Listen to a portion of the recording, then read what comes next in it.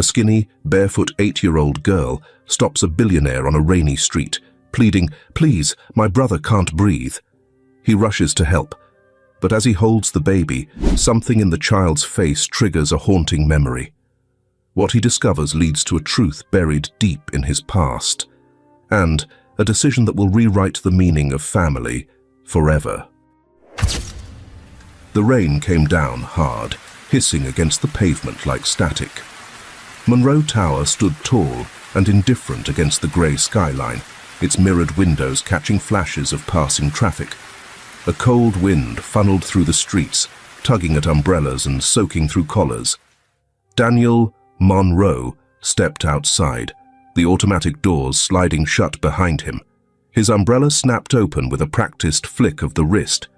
His shoes clicked against wet concrete, pace brisk, mind elsewhere. The meeting at the Drake was in 20 minutes, and his assistant had already texted twice to remind him. He scanned the street. No car, no driver. "Derek, where the hell are you?"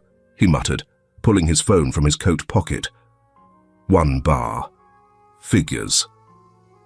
Then it came. A voice, cutting and small, almost swallowed by the rain. "Sir, my little brother isn't breathing."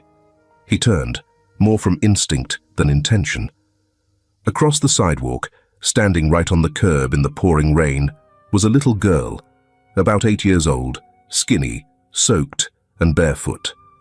Her clothes clung to her like tissue paper, her hair a matted mess across her face. But her voice carried again, stronger now. "Please," Daniel hesitated. The city moved around them. Cars rolled by, people passed, heads down, avoiding eye contact as if on autopilot. The world wasn't built to stop for children in the rain. He didn't move. He wasn't built to stop either. But the girl did something unexpected. She stepped toward him. "My brother," she said, voice raw. "He won't wake up." And then she reached out, small, freezing fingers grasping the sleeve of his coat. Daniel stiffened. The touch was light, but it burned. He looked down at her hand, then at her eyes, clear blue, locked on his. She didn't look frightened. She looked determined, like she'd already been turned away 5 times and wasn't going to accept a 6th. "You need to come with me," she said. "He needs help." He glanced up the street. Still no car, no headlights. "Where is he?" he asked, his tone clipped but quiet. "Down the block, in an alley, behind the corner store." Daniel exhaled through his nose, slowly. This wasn't how his evenings went. He didn't detour. He didn't follow strangers, especially small, dripping ones. He looked at his watch. 10 minutes late already. The meeting could wait. "All right," he said under his breath. "Let's see where this takes me." The girl didn't waste time. She turned and started walking, fast and light, splashing through shallow puddles. Daniel followed, umbrella tilted over both of them. He adjusted his pace to hers without thinking. Long strides shortened to match her quick steps. "What's your name?" he asked. "Fiona," she said without looking back. He nodded to himself. The name fit her somehow, sharp, soft at the edges. "I'm Daniel." "I know," she said. That caught him off guard. "You do?" She shrugged, still walking. "Your face is on the side of your building." He almost smiled at that. They turned the corner and stepped into a narrower street. The rain seemed louder here, echoing against the tight row of old brick buildings. Trash bins lined the alley ahead, their metal lids rattling softly in the wind. Fiona glanced back for the first time, her eyes flicking to Daniel's face like she was checking to see if he'd disappeared. He met her gaze briefly, and she looked away just as fast, moving ahead again. That quick look, unspoken, almost unconscious, tugged at something in him. She led him past the back of a closed laundromat, then stopped beside a rusted side door. There was no light, no sound, just the whisper of water dripping from a broken pipe nearby. "In here," she said. Daniel hesitated.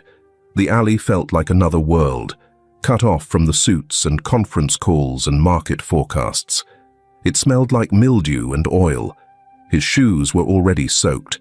His coat weighed twice as much now. Still, he followed her in. As he stepped through the doorway, the sound of the rain softened behind him, like it had closed a curtain on the rest of the city. He didn't know what he was walking into, but Fiona was already ahead, her shadow slipping down a dark hallway. And for some reason, he kept following.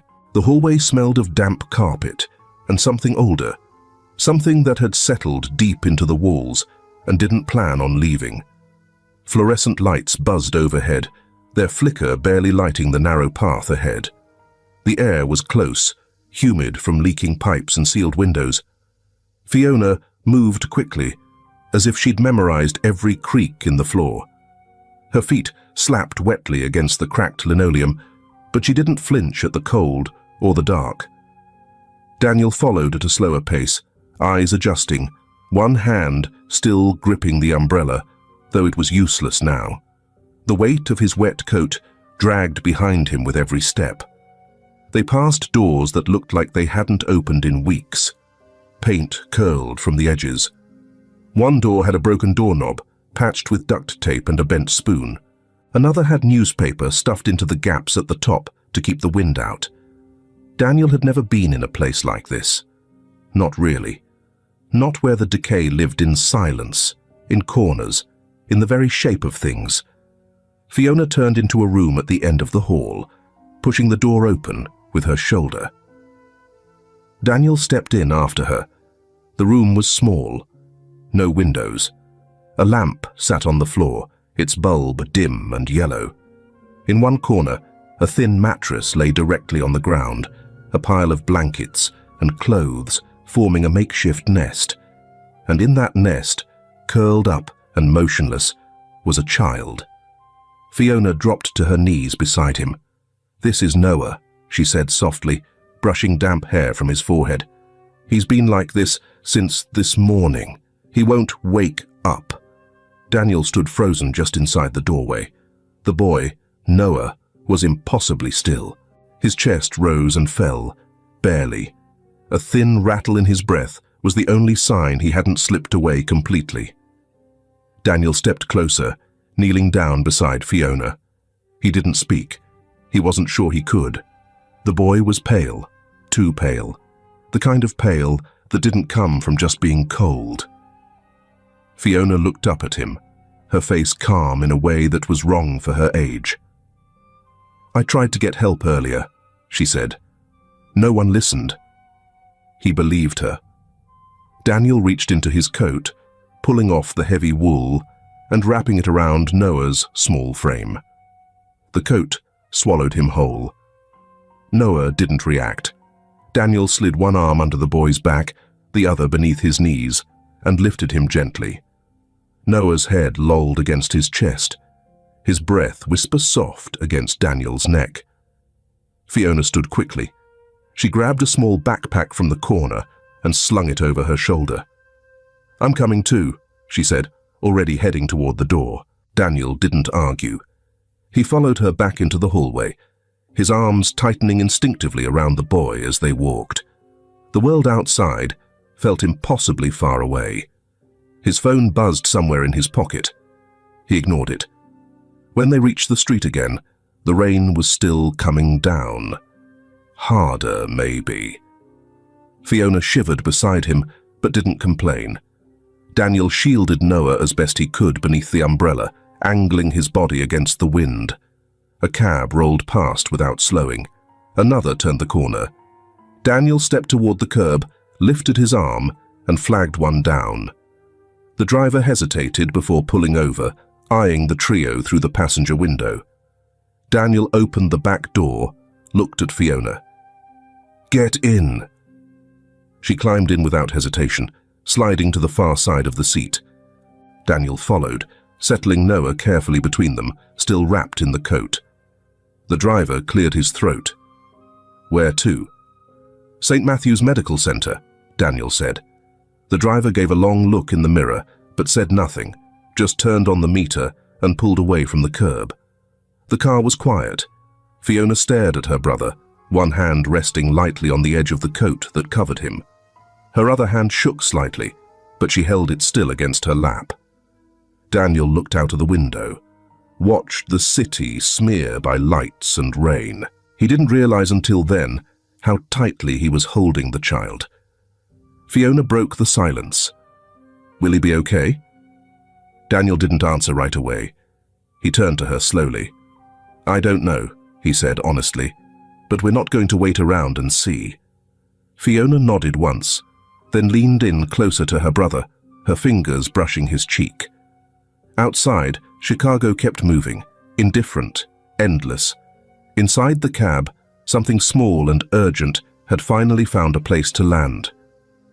Before we get into the next part, I would love to know what kind of stories you like to read. And please watch the whole story and let me know what you think. If you like my story, please comment number 100 in the comments. The city lights began to thin as the taxi crossed into the outer edges of Chicago.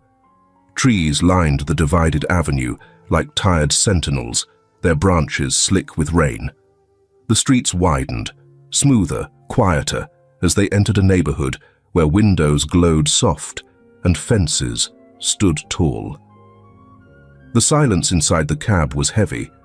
Noah still hadn't stirred.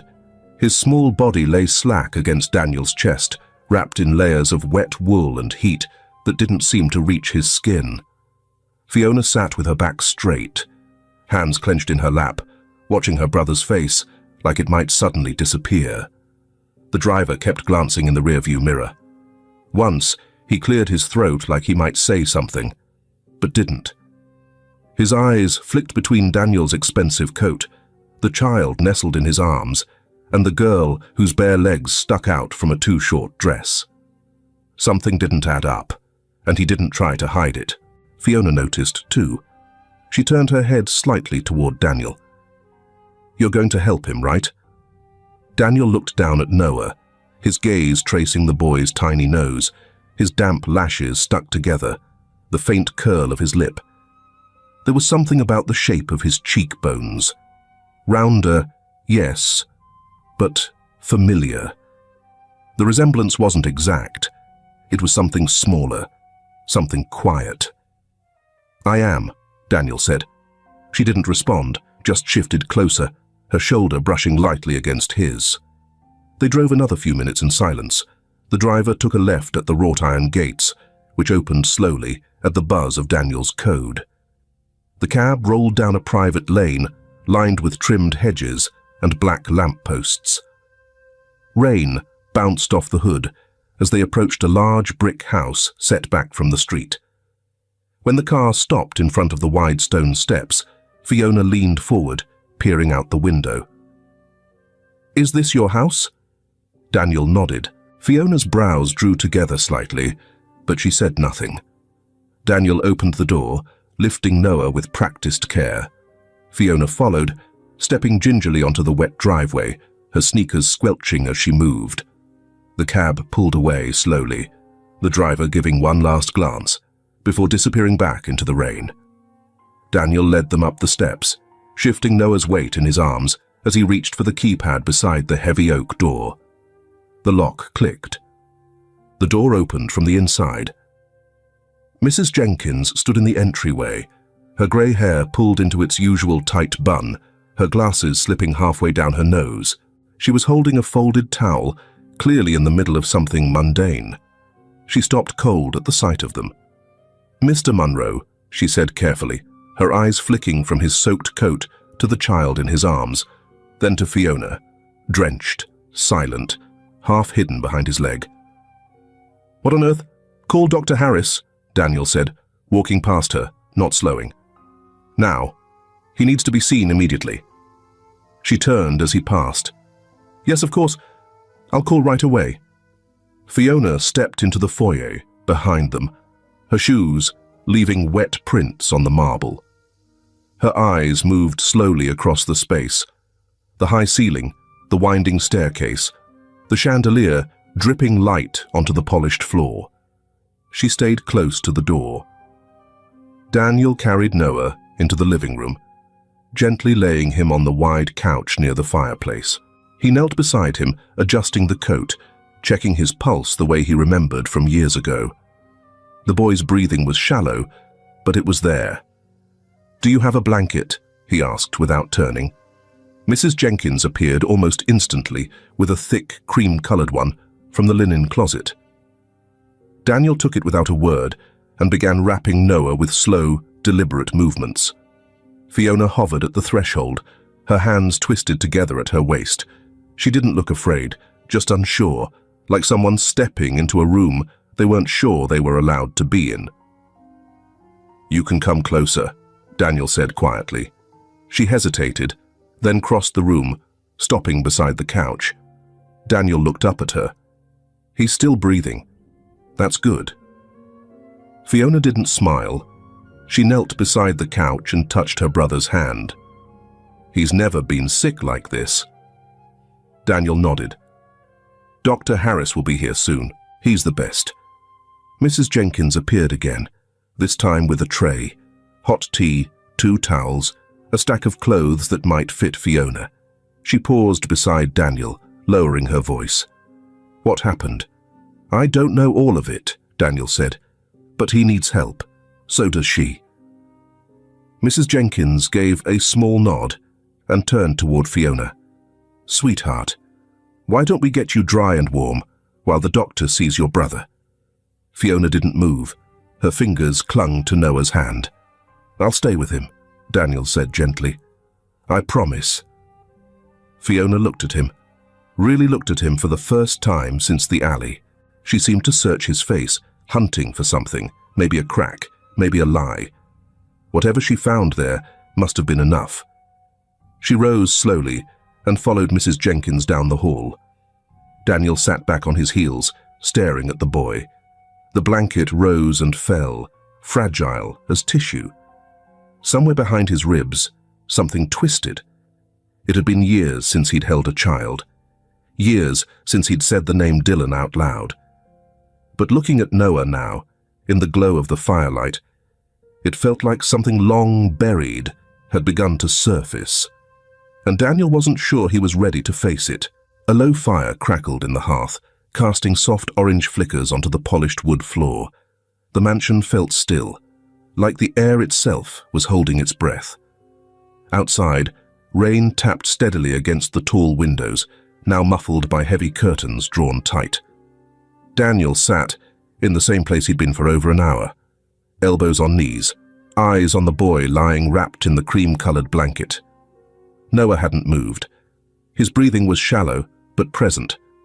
Each rise of his chest, though faint, gave Daniel reason not to call for worse news. Footsteps echoed gently from the hallway. Dr. Harris entered, a tall man with sleeves rolled to the elbow, his medical bag already open. "Noah, age?" he asked. "Just turned 1. Fiona's voice came from the doorway. She stepped into the room, now dry, wearing a sweatshirt that hung a little too big and socks that bunched around her ankles. Her hair was combed, but still damp, curling slightly at the ends. Dr. Harris knelt beside the couch and began his exam without ceremony. Stethoscope, pulse, eyes, breath. Daniel stood quietly nearby, arms crossed. He hadn't said much since letting Fiona return to the room, and she hadn't asked for more. The doctor pressed the stethoscope against Noah's chest, frowning slightly. "Pneumonia," he said. "Early stage, but his lungs are tight, likely caused by prolonged exposure to cold and damp. He's also dehydrated, severely." Fiona flinched, just slightly, enough for Daniel to notice. "Will he be okay?" she asked. "With fluids and antibiotics," Dr. Harris said, already prepping a syringe. He was lucky. A few more days in those conditions. Daniel swallowed. His jaw tightened, but he said nothing. Harris worked efficiently, inserting an IV line into the back of Noah's hand, and securing it with a small strip of tape. Fiona watched every movement, not with fear, but with a kind of still concentration that didn't belong to someone her age. "He'll sleep a lot," the doctor said, straightening. "That's a good thing. His body needs to rest." Fiona nodded, but didn't move from her spot beside the couch. She sat down slowly on the floor, crossing her legs, folding her arms across her stomach. Dr. Harris turned to Daniel. "Keep him warm, hydrated. Call me if he worsens or spikes a fever." "Thank you," Daniel said. The doctor nodded once, packed up his things, and left without another word.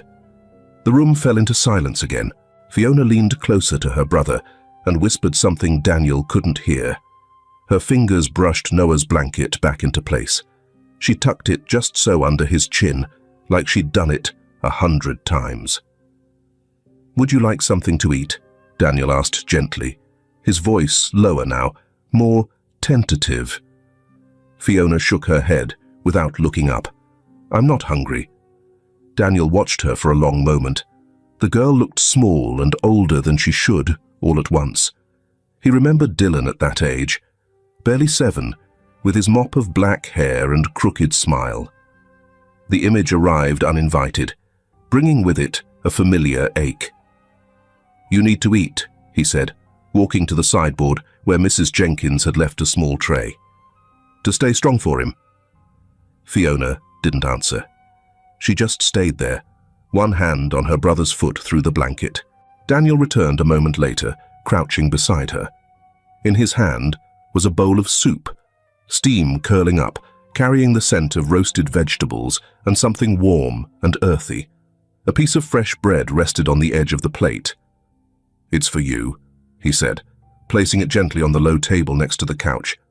"Noah wouldn't want you getting sick too." Fiona's stomach betrayed her, growling loud enough that she winced. Daniel pretended not to notice. After a long pause, she reached for the spoon. She didn't thank him, didn't look at him. She just took one small bite, then another. Her hands shook slightly as she ate. Mrs. Jenkins entered quietly, holding a folded blanket. "She'll need somewhere to sleep tonight," she said softly to Daniel. "I'll set up the guest room next to mine," he replied, eyes still on Fiona. "And get the heater turned on in there." Mrs. Jenkins nodded and disappeared again. Fiona finished the soup slowly. When the bowl was empty, she set it back on the tray and wiped her mouth with her sleeve. She didn't speak. "Do you want to lie down?" Daniel asked. She shook her head. "I'll stay with him." Daniel nodded, then pulled one of the armchairs closer to the couch. He sat, resting his elbows on his knees, matching her posture. The fire popped once in the silence. "You've been taking care of him alone?" he asked after a while. She nodded. "Since my mum died." Daniel exhaled softly. He didn't ask how long that had been. He didn't need to. Fiona looked over at him. Her voice was quiet, but steady. "I had to grow up fast." Daniel didn't say, "You shouldn't have had to." She'd heard it before, probably, from people who meant well and left anyway. Instead, he just said, "You're doing a good job." Fiona blinked. It was the first compliment she'd heard in months, maybe years. She turned back to Noah, brushing her fingers along his forehead. Daniel watched the two of them, so small on that wide leather couch, dwarfed by the room's size and its silence. No child should carry this weight, he thought. But she had. And she still was. The house had settled into its nighttime hush. The rain had softened to a drizzle, ticking faintly against the tall windows, and the fire in the living room had long since faded to glowing embers. Somewhere upstairs, a grandfather clock chimed quietly. 2 long, hollow tones. Daniel stood in the hallway outside his office, hand resting on the doorknob. He hadn't been in that room in months, maybe longer. The thought of it used to feel unbearable, like pressing on a bruise that never healed. But something had shifted tonight. Maybe it was the way Fiona's eyes had stayed on her brother for hours, or how she hadn't cried once, even as exhaustion set in. Maybe it was the memory of Dylan, surfacing uninvited in the curve of Noah's cheek. He opened the door. The office smelled faintly of leather and old paper.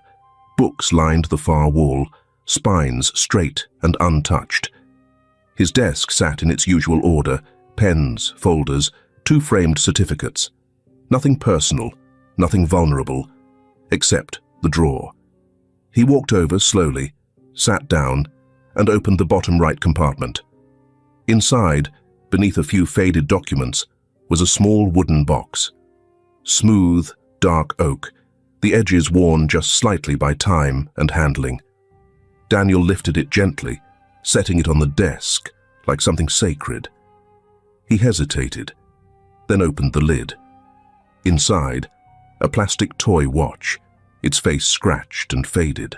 A crumpled drawing, colored in with wild, messy strokes, depicting a man with a cape and "Number 1 Dad" scrawled in shaky block letters. A soccer medal on a fraying ribbon, and a photograph. The photo was the kind that shouldn't have meant much, grainy, off-center, caught in the morning light on their front porch. Dylan had his arms wrapped around Daniel's waist, grinning wide, 2 front teeth missing. Daniel remembered the way the boy had run out, shoelaces untied, insisting they take one more picture before he left for work. He'd said yes, reluctantly. He'd already been late. Daniel picked up the photo, held it with both hands. His thumbs trembled. "I'm sorry, champ," he whispered. "I should have been there." He sat in silence, just holding it. And then, for the first time in what felt like a lifetime, he cried. It wasn't the clean, quiet kind. It came from somewhere deep, raw, unexpected. His shoulders shook, his chest heaved. The sound of it filled the room, cracked open something old. He didn't hear the door creak open, didn't see the small figure standing in the doorway, barefoot in borrowed pajamas, a glass of water forgotten in her hand. Fiona didn't say anything at first. She just watched. Daniel, the man who had barked instructions to his assistant on the phone and moved through the world like everything could be controlled, now hunched over his desk, weeping into a photograph. She walked in quietly, setting the glass down on a side table. "My mum used to say," she began, voice soft, "when people we love go to heaven, they become angels. I talk to her every night." Daniel turned, startled. He wiped at his face quickly, but he didn't try to hide the tears. "I haven't spoken to him," he said, voice hoarse. "Not once, since the accident." Fiona stepped closer, her bare feet silent against the rug. "It's hard at first," she said, "but it helps. When I talk to my mum, it feels like she's listening." Daniel looked at her, really looked at her. There was no pity in her expression, just understanding, a strange, quiet knowing no child should have. He nodded once, as if to say he'd try. Fiona reached out, her small hand resting gently on his shoulder. The contact startled him, not in its boldness, but in its simplicity. It wasn't meant to fix anything. It was just there, steady. Daniel didn't speak, but after a moment, he raised his hand and placed it over hers. Not tightly, just enough to say he felt it. He saw her. They stayed like that, in silence. A man who had lost too much, and a child who had carried more than she should. The photo still rested between them on the desk. And in the quiet, something like healing began. The hospital corridor was dim, its overhead lights humming softly, as if trying not to disturb the silence. The air smelled of antiseptic and worn leather chairs, of coffee left too long on warming plates. Outside the window, dawn threatened the edge of the night, bleeding into the sky in shades of faint blue. That morning, Daniel had found Fiona burning up, Her small frame curled beneath the blanket in the guest room.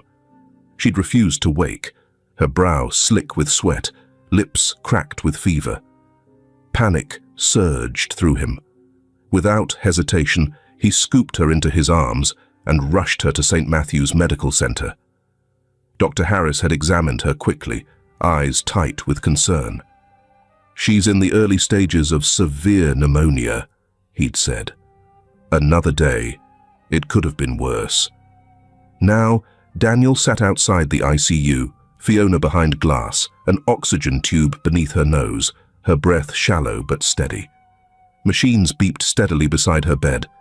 Daniel stared at the floor, his fingers clenched around the paper coffee cup in his hands. "Not again," he murmured. "I won't lose another child." Daniel Munro sat slouched in a molded plastic chair, a laptop open on his knees, its screen casting a faint glow on his tired face. His suit jacket was folded beside him, the sleeves of his shirt rolled up to the elbows. He hadn't left the hospital in 2 days. Not really. Not more than a shower and a change of clothes back at the house. He typed with one hand, barely glancing at the words. His other hand rested on a coffee cup, long gone cold. Fiona was still in the pediatric ICU, unconscious, but stable. Mrs. Jenkins had brought her pajamas, a toothbrush, and her favorite book from the house. That was yesterday. Maybe the day before. Daniel had stopped keeping track. His phone buzzed beside him. Karen. He sighed, closed the laptop halfway, and picked up the call.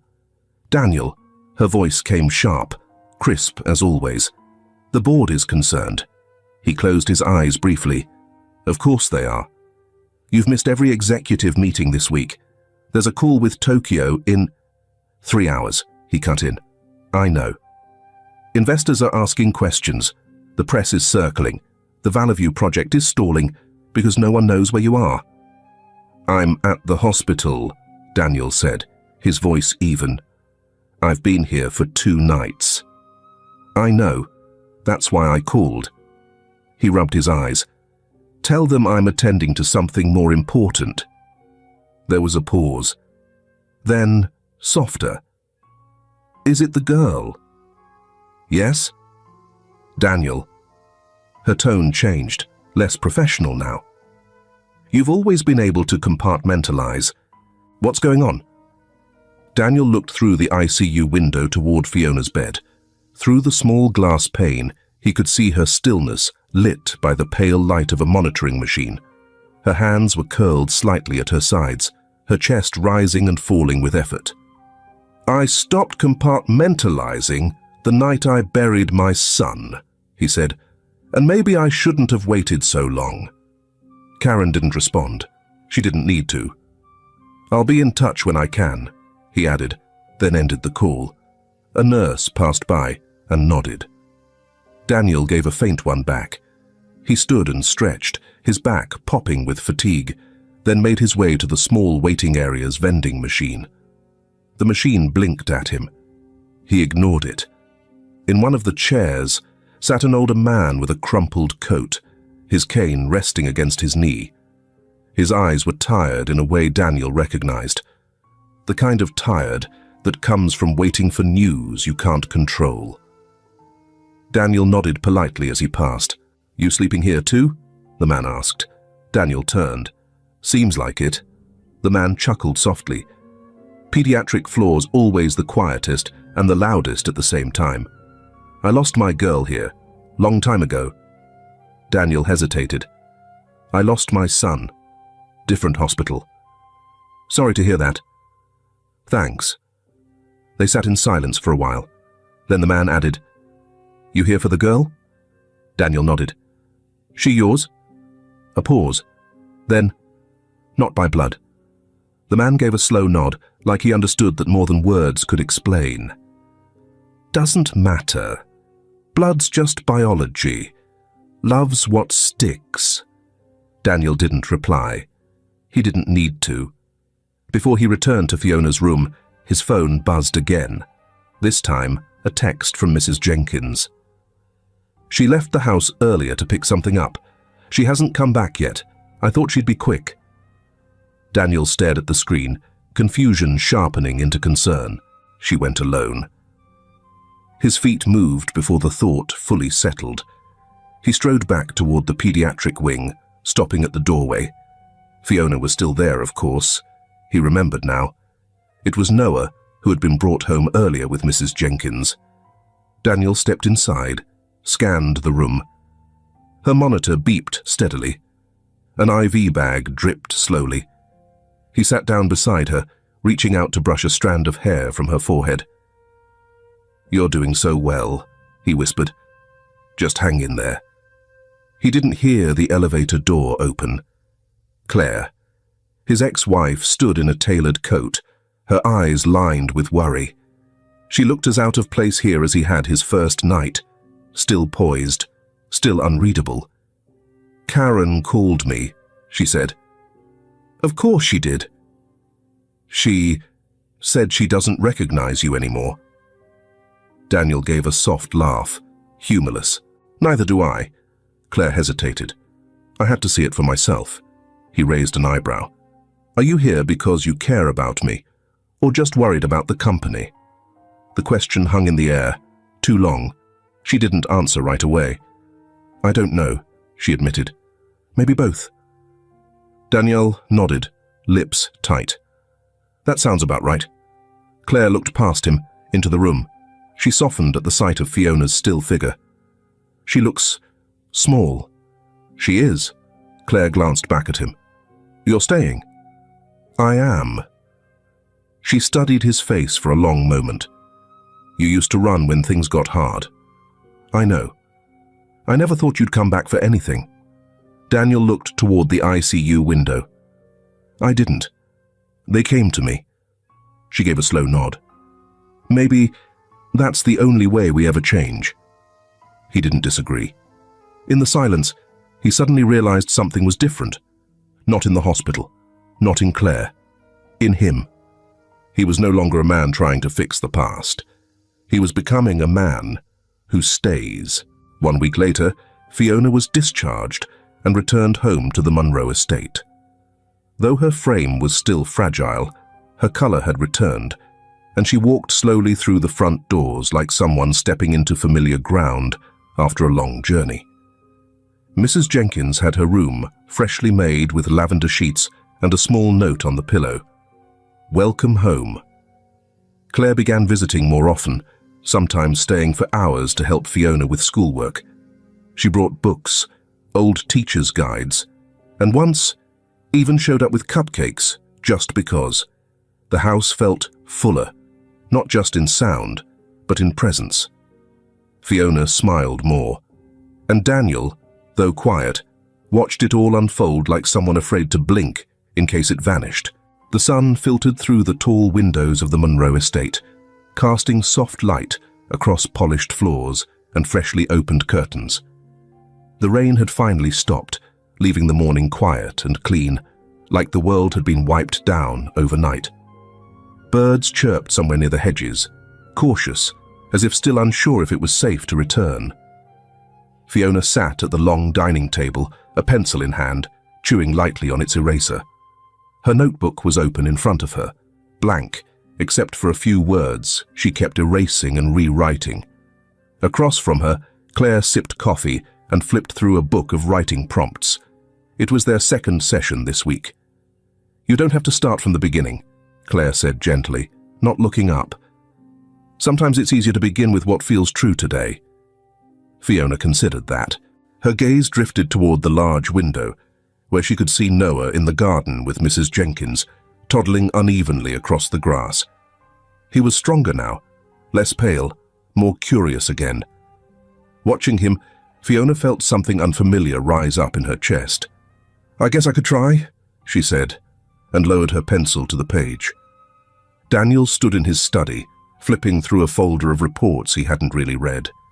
His eyes were tired, his mind elsewhere. He heard the door open behind him. Mrs. Jenkins's voice called softly, "She left this on the table. Thought you'd want to see it." She handed him a single sheet of notebook paper. A heading at the top read, What family means to me. Daniel read slowly. It used to be just Noah and me. Sometimes it was scary. Mostly it was quiet. Then we met Mr. Daniel. He's serious, but sometimes smiles when he thinks I'm not looking. Now we live in a big house. There are rooms I've never been in. There's soup when we're sick, and warm blankets. I don't know if we're a real family, but we're not scared anymore. Daniel didn't sit down. He just stood there, the page in his hand, the room very still around him. That last line played again in his mind. But we're not scared anymore. He folded the page carefully, placed it on the desk, and walked out. Later that afternoon, Fiona found Mrs. Jenkins in the kitchen folding towels. Do you think Mr. Daniel would mind if I called him something else? She asked quietly. Mrs. Jenkins looked up, surprised. Like what? Fiona hesitated. Dad, maybe, but I'm not sure yet. The old woman smiled gently and went back to folding. I think he'd be okay with waiting until you are. That evening, they ate dinner together at the long dining table. No laptops, no trays in separate rooms, no rushing. Daniel had set 2 extra places himself, awkwardly but intentionally, one for Fiona, one for Noah, who was now seated in a high chair, looking more interested in throwing peas than eating them. Fiona sat stiffly at first, watching him. Daniel cleared his throat. We used to sit here every Sunday, he said. Back when... He stopped, looked at her. Back when there was just me and Dylan. Fiona didn't speak. She reached over, helped Noah hold his spoon. Daniel nodded to himself. I thought maybe we could try bringing it back. Not every Sunday. Just, tonight. She met his eyes for a second and gave the smallest nod. After dinner, Noah was curled up on the couch, watching cartoons with half-closed eyes. Fiona sat nearby with her notebook again, legs tucked under her. Daniel stepped into the room, holding a small cup of cocoa. He sat beside her and handed it over. I read your essay, he said quietly. Her cheeks flushed. Mrs. Jenkins wasn't supposed to show it. I'm glad she did. There was a pause. I meant what I said, Fiona said, eyes on her cup. I don't know if this is a real family yet. I don't even know what that means. Daniel leaned back slightly, his voice calm. Neither do I. But I know this house is yours now. You and Noah, you have a home here. Always. She nodded slowly. Thanks. After a moment, she looked back at him. You still miss him, don't you? Your son. Daniel's breath caught for just a second. Every day, he said. Fiona was quiet for a beat, then said, I think he'd be proud of you. Daniel looked at her. That makes one of us, he said, but his voice cracked a little. Fiona didn't respond. She just leaned slightly closer, enough that their shoulders touched. They watched Noah together, neither needing to say more. In the quiet, the word family began to mean something again. Not perfect, not finished, but enough. The buildings on the south end were low and tired, their brick faces darkened by years of soot and weather. Faded curtains hung limp behind window panes, and rusted mailboxes overflowed with flyers that no one seemed to claim. The street was quiet, except for the wind tugging plastic bags along the sidewalk, like ghosts looking for a place to land. Daniel adjusted the collar of his coat and knocked again. The screen door rattled softly as he stepped back. The porch creaked behind him, and the air smelled of wet concrete and old cooking oil. He glanced up at the peeling paint on the awning above the door, Unit 4B, and wondered, not for the first time, what exactly he was doing here. The door opened a crack. A weathered eye peeked out, narrowing beneath a brow creased from decades of disapproval. Ms. Turner, Daniel asked. Ruth Turner didn't answer. She just stared at him. I'm Daniel Monroe, he added. I know who you are. she said, and opened the door wider, only enough to block his way. "Took you long enough." He gave a slow nod. "I was hoping we could talk. You think showing up in a $1,000 coat makes it easier?" "I didn't come for easy." She looked him up and down. "Number U came because guilt always shows up late." He didn't argue. After a long pause, she opened the door all the way. 5 minutes. Inside, the apartment was small and dim. The furniture looked second-hand, but clean. Photographs cluttered a shelf, most in mismatched frames, people smiling in soft light. Ruth moved with a slow limp, her left leg dragging slightly as she pointed to a chair by the table. Daniel sat. She stayed standing, arms crossed. "So, why are you here?" "I'm trying to understand," he said. "Lisa. She never talked about me. I never knew her. But Fiona and Noah are hers," Ruth cut in. "Not yours." Daniel nodded. "I know, but I'm trying to do right by them." She let out a quiet, bitter laugh. "Now you are. Why would someone like you care about kids like them?" Daniel looked down at his hands. "I've lost a lot," he said softly, "including who I used to be. Maybe by helping them, I can forgive myself." Silence. Then a voice from the other room. "You talking about Lisa?" An older man entered slowly, resting one hand on the doorway. He was thin, with tufts of grey hair and a gentle, rasping voice. "That's Cal," Ruth muttered. "He lived downstairs, used to carry Noah up the stairs when Lisa was too tired." Daniel stood politely. Cal waved it off. "She was a good one," Cal said, eyes distant. "Worked 3 jobs. Sang lullabies to those kids even when her feet bled. Never asked for nothing." Ruth sighed. Except once, when the eviction notice came. Daniel turned. "She tried to talk to someone." "She walked all the way downtown," Ruth said, voice tight.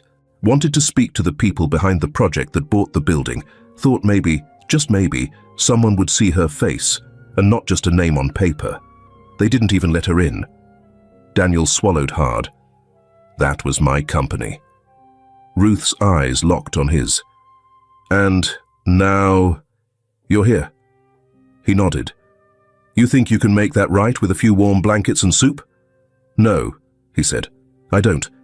But I can start by not looking away this time." Ruth watched him for a long moment. Then, without a word, she turned and disappeared into the hallway. Cal eased down into a chair. "She's got a sharp tongue, but a big heart. Lisa was like a daughter to her." Daniel nodded slowly. "Did Lisa ever talk about leaving something behind?" Cal tilted his head. "Only once. Gave Ruth a box. Told her if anything happened, it should go to the kids." Moments later, Ruth returned with a worn shoebox wrapped in plastic. She held it out, still hesitating. "She packed this when she knew she wouldn't make it," she said. "Didn't have much. But what she did have, she wanted her kids to remember." Daniel took the box with both hands, carefully. The weight of it felt heavier than it should. "Thank you," he said. "She didn't leave it for you," Ruth replied. "She left it for them. Don't forget that." He nodded, chest tight. Inside, through the fogged plastic, he could see old photos, a folded scarf, and something that looked like a child's drawing. And, at the very bottom, a sealed envelope with faded ink. On the front, "For whoever loves my children next." Ruth saw his eyes pause there. Her voice dropped to something gentler. She never gave up on them, even when she had nothing left to give. Daniel held the box to his chest, unsure if he had the strength to open it yet. "I'll take care of them," he said quietly. Ruth didn't respond right away. Then she stepped aside toward the door. "Make sure you do, because if you don't, someone like me always remembers." Outside, the wind had picked up again, tossing old leaves across the street. Daniel stepped back onto the cracked sidewalk, the box pressed firmly under his arm. He felt like he was carrying something that mattered. The air in Ruth Turner's apartment held the smell of dust and something floral, old potpourri maybe, forgotten in a dish by the window. Light filtered through gauzy curtains, weak and yellow, falling in stripes across the worn carpet. The silence felt thick, like the walls themselves remembered too much and didn't know how to let it go. Daniel sat at the table with the shoebox unopened in front of him. Ruth hovered by the counter, her back turned, rinsing out 2 mugs that neither of them had asked for. She hadn't said anything since she handed him the box. Maybe she was waiting for him to speak first. Maybe she was waiting to see if he would even open it. He did. The tape peeled away reluctantly, like it didn't want to let go.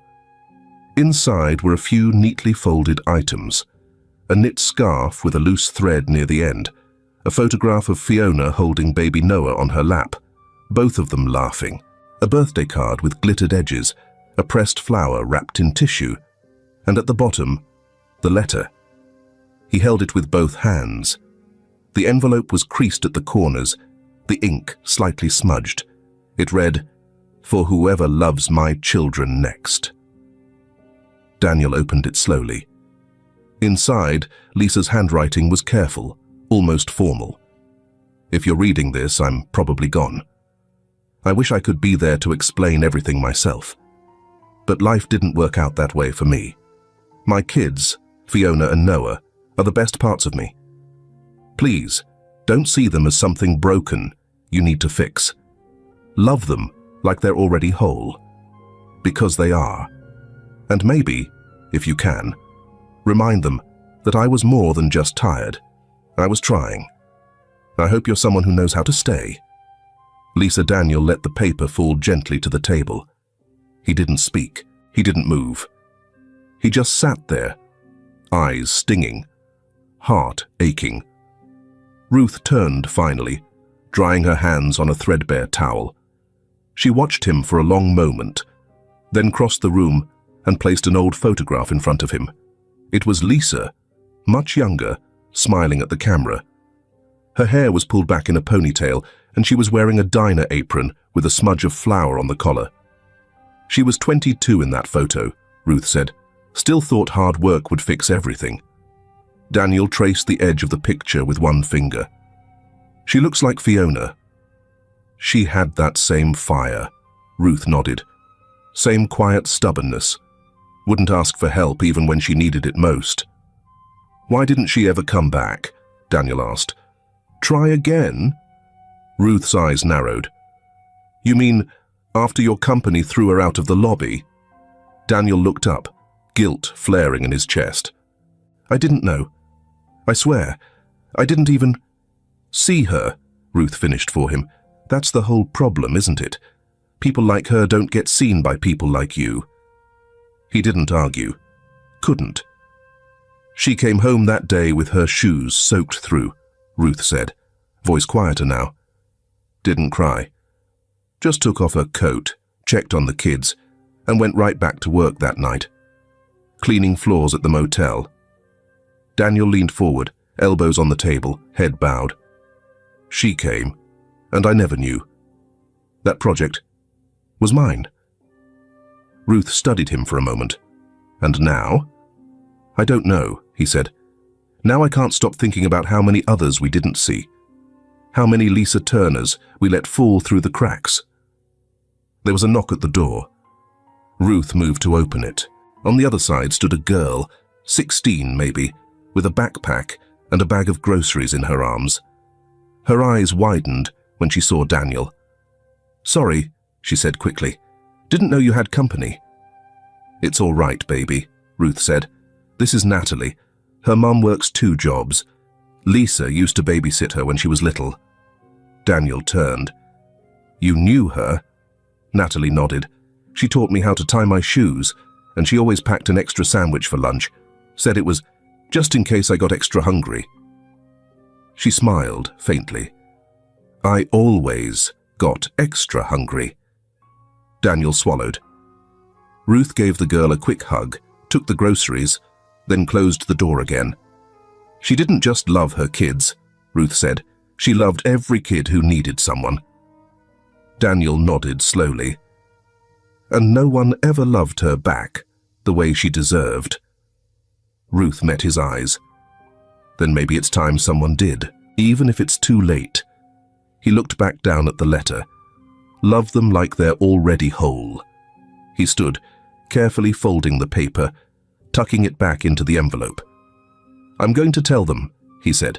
Fiona, Noah, everything. Ruth gave a quiet hum of approval. They deserve to know who their mother really was. I don't know what they'll think of me when they do. That's not the point, she said. They don't need you to be perfect, just honest. Daniel nodded. He picked up the box. Heavier now, not with weight, but with meaning.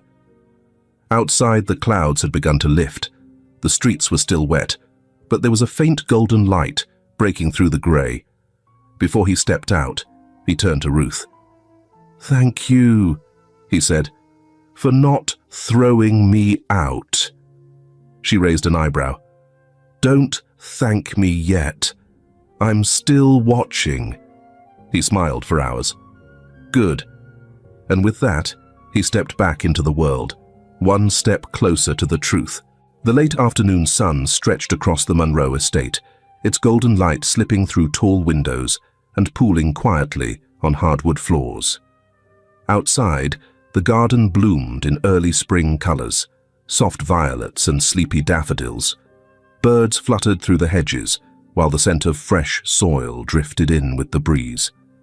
Daniel was in the living room, kneeling on the rug, helping Noah stack wooden blocks into a crooked tower. Noah, now steadier on his feet, babbled to himself as he picked up another red block and placed it at the very top, only for the tower to sway and tumble. The boy shrieked with laughter. "Dada!" he giggled, reaching for Daniel's sleeve. "Oh!" Daniel froze. He looked at Noah, wide-eyed, smiling, unaware of what he'd just said. Across the room, Mrs. Jenkins paused mid-step, holding a folded blanket. Her mouth curved into a knowing smile. "I think," she said gently, "he just claimed you." Daniel opened his mouth to respond, but didn't. Instead, he reached for the blocks again, resetting the base. "Let's build it higher this time, champ." From the hallway, Fiona's voice called out, "Mr. Daniel, are we still going to the library?" "In 5 minutes," he replied. They drove with the windows slightly cracked, letting in the breeze. Fiona sat in the front seat beside him, her backpack nestled between her knees. She didn't speak much, just hummed softly as she watched the trees pass. Noah slept in the car seat behind them, his head tilted to one side, mouth open in complete trust. Daniel glanced at Fiona. "You've been quiet today." "I'm thinking," she said. "About what?" She shrugged. "School. Mum, stuff." He waited. After a long moment, she asked, "Did you really read the whole letter?" "Yes." A beat. Then, "Did it make you sad?" Daniel kept his eyes on the road. "Yes, and grateful, and ashamed." Fiona turned toward him, studying his profile. "You didn't know that she came to your office?" "No," he said quietly. "I didn't. But that doesn't change the fact that I built the thing that pushed her out." There was silence between them, thick but not uncomfortable. "I'm glad she left us the letter," Fiona said. "Me too." That evening, Daniel sat at the edge of Fiona's desk in the study room while she scribbled something in a spiral notebook. A stack of worksheets was neatly arranged beside her, and a copy of Bridge to Terabithia lay open-faced on the desk. She scratched something out and muttered, "Ugh. Math is dumb."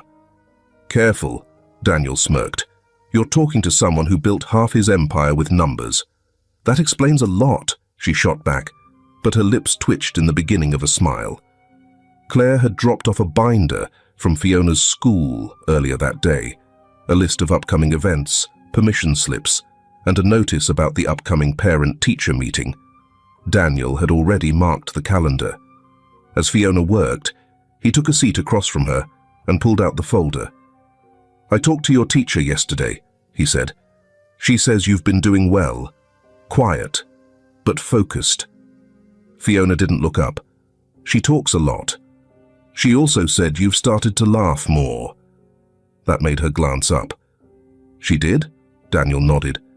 "She said she notices a difference." Fiona looked down at her paper again. Her pencil tapped against the page. "It's easier to laugh now."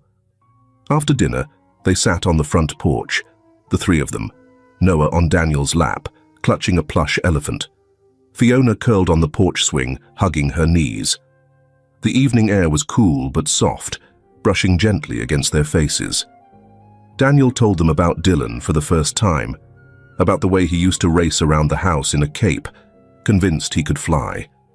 About the time he tried to make invisible pancakes and served them on empty plates.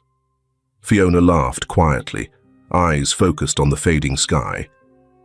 "Do you think," she asked softly, "he would have liked me?" Daniel looked at her. "He would have loved you." She nodded but didn't say anything. Noah dozed off in his arms, fingers still gripping the elephant's ear. Later, after tucking Noah into bed, Daniel walked Fiona to her room. She paused outside the door, brushing her hair behind her ear. "Good night, Uncle Daniel," she said out of habit, then froze. "I mean, Mr. Daniel." He didn't flinch. He crouched to her level, his voice steady, low. "If you want, you can call me Dad." Fiona's lips parted slightly, as if to say something, but no words came. Her eyes welled up, and she looked down quickly, blinking hard. There was a long moment of stillness. She didn't say yes. She didn't say no. She just reached out and wrapped her arms around him, tightly, without hesitation. Daniel held her, one hand resting lightly on the back of her head, the other around her shoulders. When she finally stepped back, her eyes were red, but she was smiling. "Good night," she whispered. "Good night, sweetheart." She turned and went into her room, closing the door softly behind her. Daniel stood in the hallway for a while, unmoving. Then he leaned against the wall, letting out a breath he hadn't realized he was holding. The house was quiet, but in that quiet, he no longer felt like a guest. He felt like he belonged, like maybe finally he had come home. The sky outside the courthouse had been a clear, late spring blue, with just enough wind to rustle the pages of the file Daniel carried under his arm. The steps to the building were warm underfoot, and Fiona's hand rested quietly in his as they walked up together. Noah toddled ahead, his soft-soled shoes tapping gently on the concrete, giggling each time the wind chased his hair. The night before, Daniel had knocked softly on Fiona's bedroom door. She was sitting cross-legged on her bed, sketching something in her notebook under the glow of her desk lamp. She looked up, blinking. "Can I come in?" he asked. She nodded. He stepped inside, unsure how to begin. He wasn't good at speeches, not with her. With her, everything needed to be honest. "Director." "I've been thinking about something," he said, lowering himself onto the edge of the bed. "And I want to ask you first, because none of this works if it isn't what you want too." Fiona put her pencil down, her eyes focused on him. "I want to adopt you," he said gently. "You and Noah. I want to make it official. No more wondering, no more what-ifs, just family. What do you think?" Her mouth opened slightly, but no sound came out. He continued. "I've already started the paperwork. Everything's ready. But if you say no, or if it feels wrong..." Fiona interrupted by climbing into his arms. Her hug said everything. The next morning, the paperwork was signed. The judge, a grey-haired woman with kind eyes, smiled as she stamped the final page. Fiona sat beside Daniel, her legs barely swinging above the floor, and Noah bounced on Mrs. Jenkins' knee at the back of the room. Claire was there too, her presence quiet but supportive. When the judge leaned over her bench and said, "Congratulations, Mr. Monroe," Daniel looked at Fiona, and she smiled wide and unguarded. They were a family. Finally. A year passed. The morning sun fell gently through the glass doors that opened onto the back garden. Balloons bobbed lazily in the breeze, tied to the iron fence posts. A folding table had been dressed in soft blue and cream linens, dotted with cupcakes, paper crowns, and a handmade sign that read, "Happy 2nd birthday, Noah." The air smelled faintly of lemon frosting and lilacs from the garden hedge. Daniel stood near the grill, wearing an apron that read, "Chef in progress," a gift from Fiona the week before. The cake sat awkwardly on the counter beside him, his third attempt, slightly uneven, but proudly homemade. Mrs. Jenkins hovered with a spatula, clearly tempted to take over, but respectfully staying back. "Not bad for your first real cake," she said, peering at the thick swirl of frosting. Daniel wiped his hands with a dish towel. "He's only 2. He won't know it's lopsided." "He'll know it was made by someone who cares," she said gently. "That counts more." He nodded, eyes drifting across the yard where Claire had just arrived, with a wrapped box and a gentle smile. She wore a light coat and sunglasses, but removed both as Fiona raced up to greet her. "I'm glad you could come," Fiona said. Claire crouched to hug her. "Wouldn't miss it. I even brought something special." She handed over a small, soft-wrapped bundle. "What is it?" Claire knelt to Noah's level, brushing a lock of his hair. "It belonged to Dylan. A onesie. He only wore it once. I thought maybe your brother could wear it on special days, if that's all right." Fiona blinked, then nodded. "That's more than all right." Claire's eyes shifted to Daniel across the lawn. She raised a hand in greeting. He lifted his glass of lemonade in return. Guests were few, just family, and those who felt like it. Natalie came, carrying a handmade kite, with Fiona's name painted in looping script across its wings. Ruth Turner sent a bouquet of bright wildflowers with a card that read, "For Lisa's joy. May it keep blooming." Noah toddled around in a paper crown, chasing bubbles, while Fiona supervised with the serious patience of someone twice her age. She wore a yellow sundress, hair loosely braided, her arms marked faintly with paint from a school project she hadn't wanted to wash off yet. Daniel pulled out his phone and took a picture. Noah mid-laugh, Fiona leaning forward with her hands on her knees, the light perfect and unposed. For a moment, he didn't feel like he was holding on to someone else's family.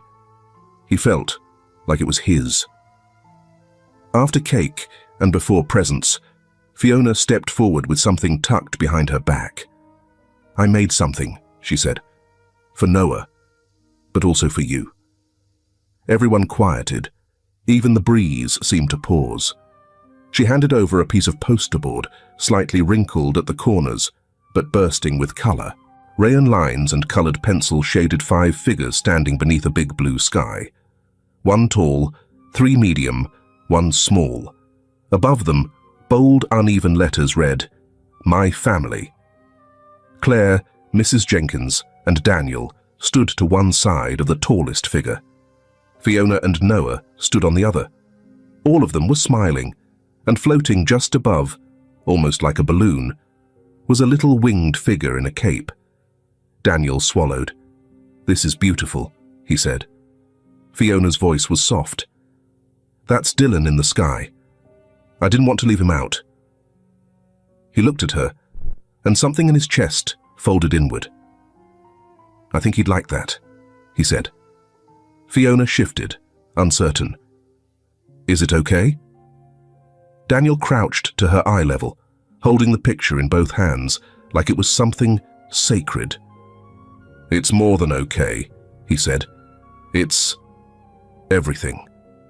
She nodded, then, almost shyly, leaned in and hugged him around the neck.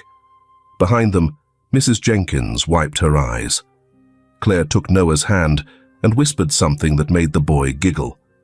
Later that night, after the house had quieted, Daniel sat in his study. The party had been cleaned up, balloons still gently bobbing in the corners. The drawing sat in a simple wooden frame now, placed on the mantel above the fireplace. Daniel stood with a photo of Dylan in one hand and Fiona's drawing in the other. He looked between them, his son and his second chance. "I hope you're watching, son," he said softly. "I think I did something right this time." He rested Dylan's photo back in its place and, without overthinking it, placed the drawing beside it. Equal space. Equal love. Equal home.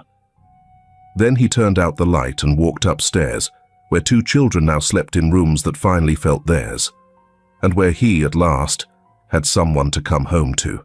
What did you think of Daniel, Fiona, and Noah's journey? Did it resonate with you? This story reminded me that family isn't just about blood, but about who shows up, stays, and loves without condition. I'd love to hear what moments touched you most, and what lessons about love, healing, or second chances stayed with you after watching.